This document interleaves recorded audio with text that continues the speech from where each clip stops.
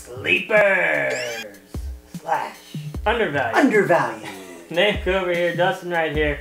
This is our Sleeper / Undervalued for this year's fantasy basketball season. If you got any questions, post them in the forums. But before we get into it, just want to reiterate, we don't think that all these guys are sleepers with the typical term sleepers. These are just guys that are going a little bit later in drafts than we think. So a guy that maybe getting drafted in the 4th round, maybe we think he should be drafted in the 3rd round. So there you go. That's where the undervalued comes in. So the first guy kind of like that is going to be Drummond. A lot of hype going around this kid right now, but for good reason. He played great at the end of the year when the Pistons finally gave him minutes. I can't tell you how frustrated I was that they were bringing him along slowly. But when they got in, he played like a beast. In this preseason, he has been a monster. He's going to give you a decent amount of points. I think a great amount of boards, blocks, get some steals even. Love him for a big guy. Foul shooting percentage, going to be terrible. Next, we got another guy, another big guy that's going to get an opportunity this year, and that's Favors out there in Utah. Last year with Millsap out there and Al Jefferson out there, he was just stymied, competing for minutes, competing for boards. He's the only one left. He's going to get the minutes. Whoa, Cantor's not terrible. Okay. I like Cantor. He's not. Like Cantor, of course, they're going to put another big body out there, but he's the only one left from those three that were competing with each other. Favors is going to have a lot more opportunities this year. I think he'll be top 3 in the league in blocks. I think he's a great guy to add early in your draft. I would say that's your favorite sleeper / undervalued, and Drummond's my favorite. But somebody that we both really like is Jeff Green, and that's next on our list. Love him. And the reason why is who is there to shoot the basketball? Jeff Green. Good answer. Rondo's hurt, KG's gone, Pierce is gone, Jeff Green, they're hoping that he takes really the big next step. 20 points is not out of question for him just because he is going to touch the ball so much. He's going to knock down threes for you and just play a ton. Really like Jeff Green and where you can get him in drafts. Next is my first of 3 Orlando guys on this list. Sometimes it's about opportunity. And that team is definitely that. I mean, we saw it at the end of last year, which is, the young guys just getting a run, and Vucevic is one of the guys that was getting that run. When you look at what he did in April, it was unbelievable. 8 games in April last year, 18 points, 15 boards. Now, that's on the high end of things, so don't be expecting that. But I think it's very possible he could be around 14 and 12-ish, around there. I mean, this guy has a huge upside. You're going to have to pay a decent price to get him, but we think it's well worth the gamble.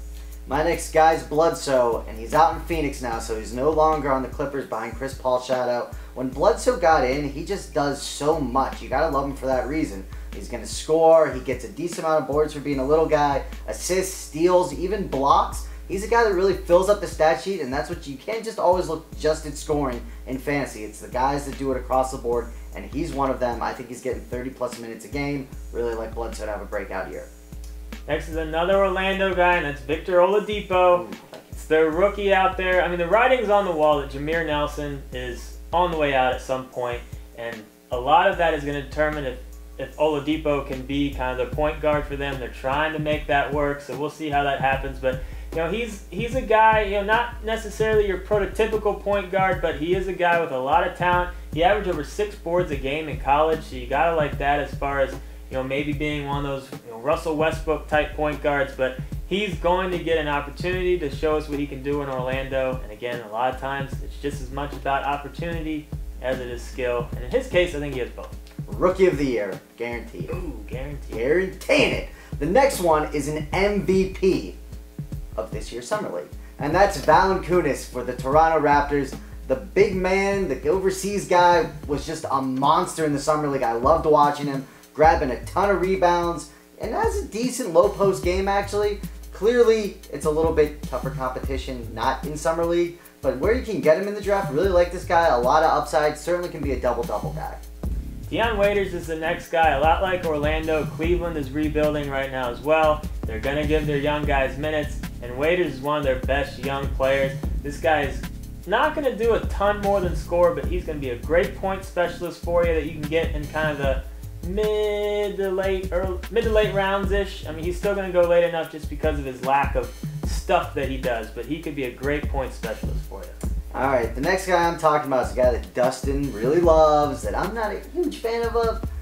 But Dustin makes good points. Talking about stuff, this guy does it all. That's Evan Turner. I mean, last year he averaged a little over 13 points, a little over 6 boards, a little over 4 assists, and almost a steal a game. Tell me when I shouldn't be excited. Exactly. It's tough to argue it. I don't know what it is about him. But this is why he's a sleeper. I just hate him to hate him. But this is why he's on the sleeper list. You gotta love that. Philadelphia is also in a rebuilding phase with young players. There's been buzz that he might get dealt, but I don't see that be happening because if they're in a rebuilding with a young phase, why wouldn't you keep a guy that does all this, as Dustin says, stuff? And I hope there's more people out there like Brent that don't like him so I can get him cheap. And my last Orlando guy, Mo Harkless. This is a guy that really came on at the end of last year. Again, Orlando just giving all their young guys a run. Last couple months of the season, he was playing a ton of minutes, but taking advantage. Over 13 points after the All-Star break, over 5 boards. Again, he's a guy, this is a true sleeper. He's a guy that's going to go really late, and he's a guy that has a big upside. So that's it. Check out all of our other stuff on the site, on YouTube. Subscribe, like us, thumbs up, ask us questions in the forums. For Dustin Barkley, CEO and president of FantasySmackDark.com and the king of the pen flips, normally, I'm Brent Ansel. Have a good day. I missed! I hope that hurt a little. I did, actually. You got a bony ass shoulder there.